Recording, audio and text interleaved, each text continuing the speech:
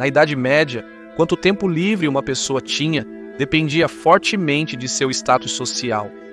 A realeza medieval tinha uma posição privilegiada na vida, com muitos servos para atender suas necessidades, o que lhes proporcionava muito tempo livre que podiam desperdiçar. Eles também podiam pagar pelas melhores atividades para si mesmos, para e para qualquer convidado que precisassem entreter. Vamos voltar no tempo e ver como a realeza medieval se divertia na Idade Média. Bem-vindo à loucura medieval!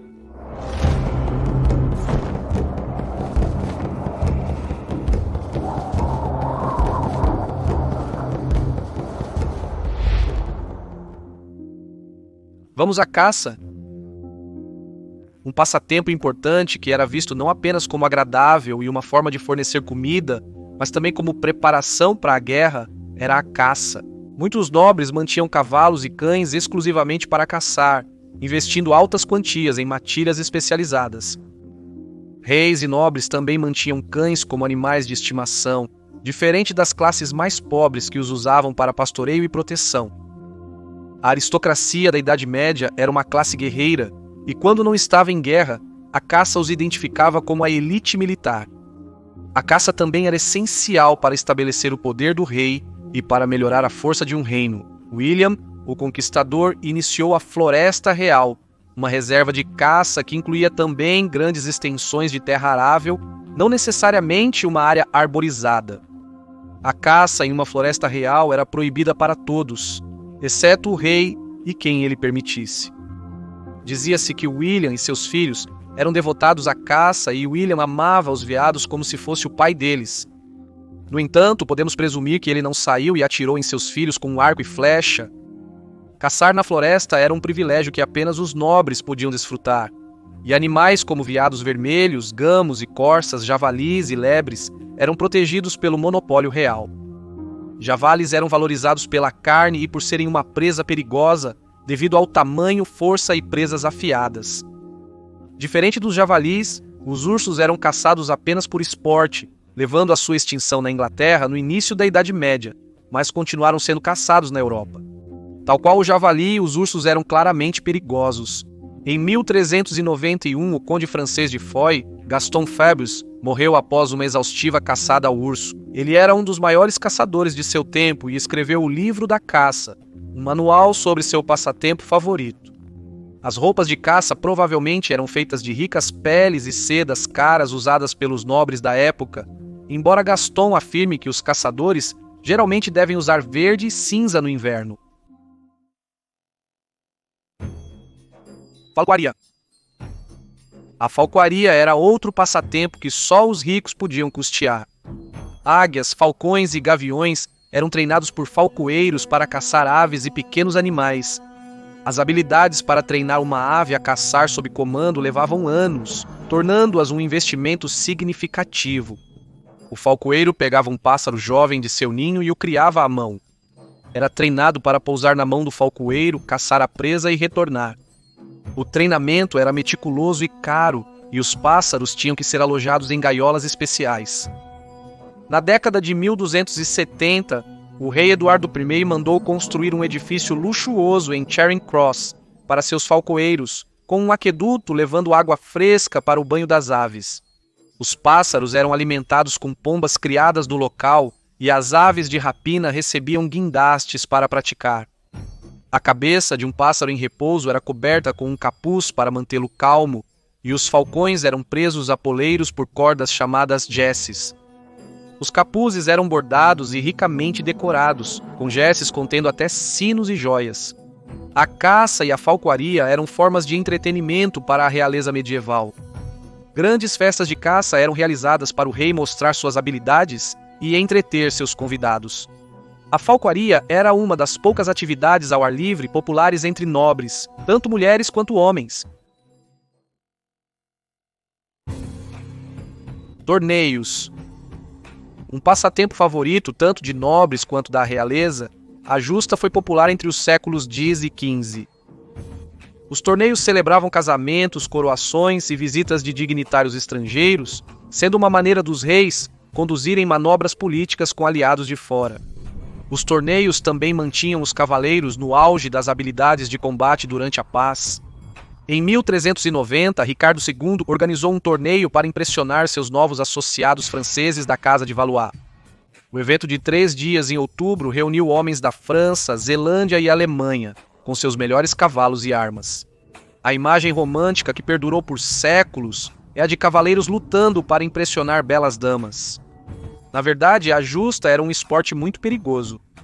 Levava anos de treinamento antes que um combatente estivesse pronto para competir em nível de torneio, mas os despojos valiam a pena.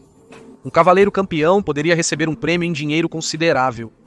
Na Alta Idade Média, os cavaleiros podiam reivindicar as armas e armaduras de seu oponente derrotado. Antes de um torneio, os cavaleiros chegavam exibindo seu brasão na janela de suas acomodações. Listas prévias eram publicadas com os nomes dos competidores, regras, estilo de combate permitido e armas aceitas. Observado pela realeza e nobres, o arauto sinalizaria o início de uma justa. 2 cavaleiros armados com lanças cavalgavam um em direção ao outro. Era um esporte rápido e emocionante, esperando que um dos oponentes fosse atingido, desmontado e derrubado do cavalo. Também era muito perigoso, com ossos frequentemente quebrados por quedas e golpes de lança. Em 1379, o conde de Salisbury matou acidentalmente seu filho durante um torneio. Menestréis. Uma casa real teria sua própria tropa de artistas que viajariam para todo lugar com a corte. O rei, Henrique V da Inglaterra, levou seus menestréis para a guerra na França, pagando-lhes 12 shillings por dia, o dobro do salário de um arqueiro. Iguais em ranking aos falcoeiros e caçadores reais, os menestréis da corte real eram tudo menos servos humildes. Os instrumentos dos músicos podem ter incluído símbolos, flautas, trompas, tubas e harpas. Era comum os menestréis tocarem harpa enquanto narravam histórias. Henrique e sua rainha Catarina de Valois eram campeões da disciplina e ambos tocavam harpa. Era comum a realeza medieval tocar instrumentos, já que tinham bastante tempo livre para praticar. A maioria dos nobres deveria ser habilidosa em tocar ao menos um instrumento. Além da música, os menestréis podem ter entretido com malabarismo, acrobacias, danças em pernas de pau ou apresentações com animais. Em 1306, Edward Longshanks organizou uma festa para a coroação de seu filho, o futuro Edward II. Ele empregou 175 para a ocasião e 27 deles eram membros da Casa Real. A única mulher paga como menestrel era uma dançarina acrobática chamada Matilda Makejoy, nome duvidoso. A corte real também teria seu próprio bobo da corte para contar histórias e proporcionar alívio cômico. Danças como a dança Carol, realizada por um círculo de dançarinos, o Basset e a Pavane seriam apreciadas antes, durante e depois dos banquetes.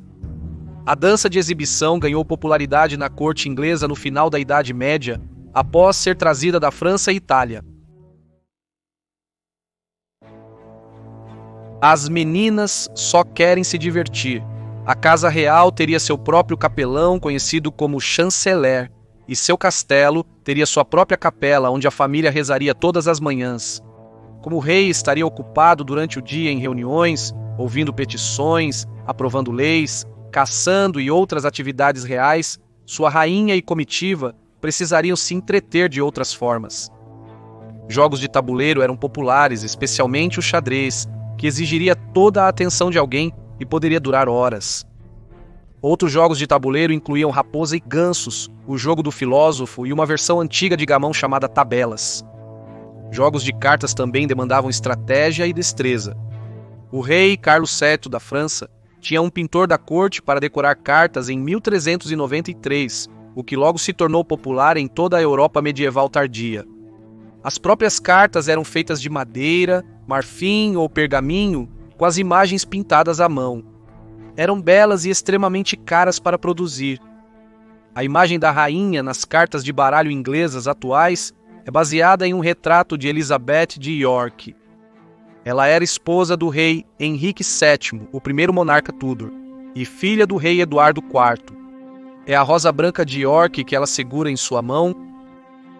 Costura e bordado com finas sedas e fio de ouro, eram considerados passatempos adequados para as nobres. Elas demonstravam seu fino trabalho de agulha em bolsas, cintos, cinturões e ligas, não por necessidade de emprego ou salários, mas pelo prazer disso, já que o fino trabalho de agulha era considerado uma das maiores realizações femininas.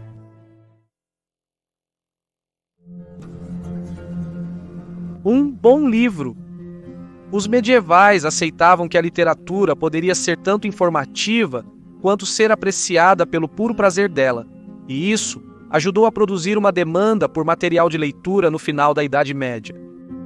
Vários gêneros eram populares, incluindo romances, obras devocionais como o Livro das Horas e Livros dos Santos, baladas, histórias e crônicas. A leitura de literatura era um passatempo popular entre os ricos, sobretudo para as senhoras com mais tempo livre. Claro, as cópias mais luxuosas de livros eram feitas apenas para e só podiam ser adquiridas pela realeza. A leitura de romances cavalheirescos ingleses era um hobby comum devido à popularidade da lenda arturiana. Acredita-se que o rei Eduardo III da Inglaterra foi influenciado pelo poema cavalheiresco Sir Gawain e o Cavaleiro Verde a ponto de estabelecer a Ordem da Jarreteira. Quando Geoffrey de Monmouth escreveu A História dos Reis da Grã-Bretanha em 1130, isso apenas aumentou a fama da lenda do rei Arthur. Um membro da realeza poderia encomendar livros especiais com instruções para encadernação, número de páginas e ilustrações contidas nele. No final do século XV, Maria de Borgonha tinha um livro de horas com seu retrato, e Catarina de Cleves encomendou um livro de horas na década de 1440 nos Países Baixos. Uma rainha podia passar o tempo caminhando no jardim, conversando com suas damas ou outras mulheres nobres sobre assuntos da época, modas ou apenas fofocando. As damas da elite costumavam ter cães de colo com coleiras de sininhos, para diferenciá-los dos cães de caça. Outros animais de estimação incluíam pássaros, canouros engaiolados e até esquilos, que entretinham as damas nobres. É um testemunho da força de apelo de muitos desses passatempos, como jogos de tabuleiro e cartas, leitura e bordado, que eles ainda são populares hoje, séculos depois, e felizmente agora estão disponíveis para a maioria das pessoas e não apenas para os ricos. Infelizmente, isso significa que tem um vício em jogar xadrez no celular. Agradecemos por assistir a este episódio de Loucura Medieval. Esperamos que você tenha gostado. Inscreva-se se curtir o conteúdo, pois temos novidades empolgantes chegando em breve, que estamos ansiosos para compartilhar. Obrigado e desejo a todos um ótimo fim de semana. Saúde!